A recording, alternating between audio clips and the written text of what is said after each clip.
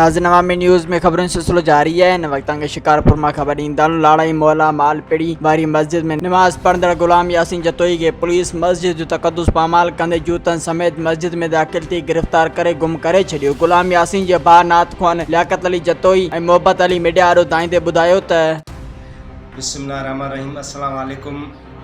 शिकारपुर मालपेड़ी का मैं ॻाल्हायां थो मस्जिद में कल शाम जो 5 बजे टेपारी वारी निमाज़ में पुलिस आयूं, 2 मोबाइलूं पुलिस जूं ऐं हिकु कार जेका यासीन जतोई खे खणी वई तक़रीबन 5 धारा।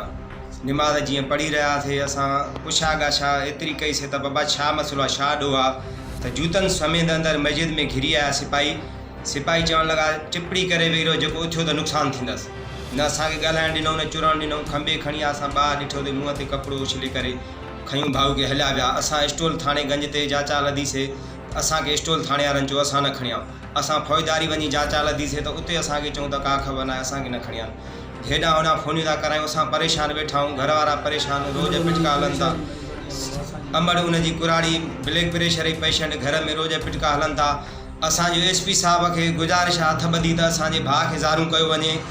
असांजी जेको आहे सो DIG लाड़काणे खां दरख़्वास्त आहे त महिरबानी करे असांजे बेगुनाह खे निमाज़ी जमायती माण्हू खे 5 वक़्त जमायती माण्हू उनखे बेगुनाह खंबे खणी आणनि। DIG लाड़काणे खां दरख़्वास्त आहे त महिरबानी करे इन शइ जो नोटिस वठनि, असांजो माण्हू ज़ारू करनि।